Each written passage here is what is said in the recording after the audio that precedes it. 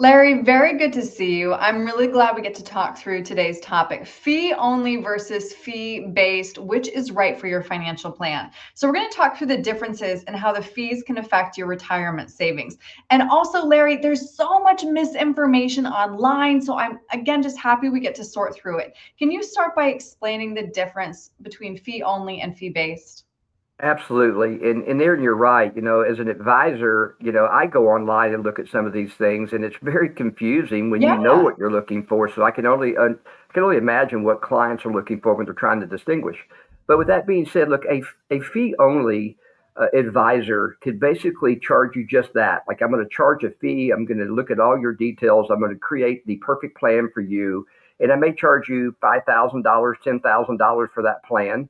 And then I can say, okay, now find someone you're comfortable with to implement that plan. So it's kind of be no conflict of interest if you go out and find someone to implement that. That's Mhm. part of what a fee only advisor. Now, some of them also say, well, in lieu of that fee, I'm going to create the perfect plan, but I will invest those assets for you, maybe assets under management. Maybe I'll buy you some stocks and bonds and mutual funds and continue to protect or grow your portfolio. But if they do that, then they're not going to use any of the other products that's available. So they're not really looking at protecting, if the Social Security, if one of the spouses were to predecease, they're not looking at protecting pensions. They may not use any type of annuity products to help lower that volatility.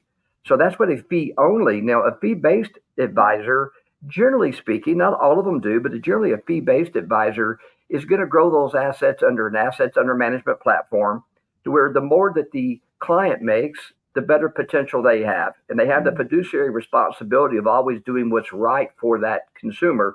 Along with that, then they also use what I call the whole toolbox full of tools. So they are going to look at life insurance. They are going to look at annuities and trying to lower the volatility. Many times they're going to help with Social Security and Medicare and all those different products to create the full plan. Because one of the things we do know, I could create the best, most perfect plan for you today.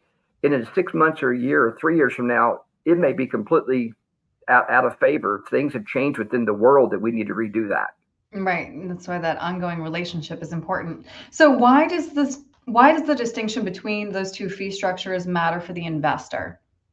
I think again, where it really would matter is if you're looking under the fee only, you're not getting the full complement of services. I know for us, we talk about in our toolbox, the number one thing we talk about is not the investment product. We're talking about taxes. We're talking about Social Security and how, if, based on how much money you're pulling out, how IRMA is going to charge you taxes. We're looking at lowering that volatility of risk.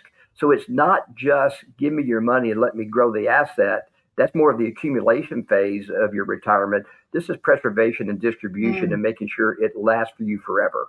So right. you really need the full complement of products. Hmm. And just to circle back to something you mentioned earlier, an advisor who charges you a percentage of your managed money does have a vested interest in your success. Absolutely. I mean, I always use a crazy analogy of people who have used the old standard cars where they have to clutch in the gas and you might hop a little bit when you first start, but you learn, to smooth that ride out. Is I think the same thing is, for an advisor, if I'm doing the right thing for the client, I can't be too risky. If I'm too risky, I may lose some of their assets, and that's both hurting the client, so I'm not being a good fiduciary, but I'm also hurting my own book of business. Where if I'm trying to grow that, but grow that efficiently just right, then it's going to grow my book as well and create that client relationship moving forward. Hmm. And also, just to note one more thing, fee transparency is part of your fiduciary duty. Absolutely. That's probably one of the biggest things that I've seen in the last almost 20 years is clients generally do not know what they're paying in their program. When they get that statement and I show them every month, we're going to show you the fees that come out of there. And by the way, that's another thing. Frankly, if you use the whole toolbox full of tools, many times an annuity actually costs me a little money. I mean, Aaron, we get paid a commission if you use an annuity product, but that Hmm. commission based on leaving that money in assets under management to grow, I tell people it's probably costing me money there because I'm not going to be able to get feed on that. Many times as the consumer, they'll pay no fee for the annuity or a lower fee for that annuity. So their overall program cost is going to be a lot less for them. So they're going to save money on the assets and they're going to have all the comprehensive planning around taxes and Social Security and Medicare just to make sure for that longevity that it continues to work out for them. Well, I'm glad that we got to clarify, I think, what has become kind of muddy for people who are trying to figure out which financial advisor is right for them. So, Larry, if somebody has any questions, how can they reach you? They can call our office at 615-216-1048, or they can go onto our website at sfawealth.com. Great. Larry, thank you. Thank you, Erin.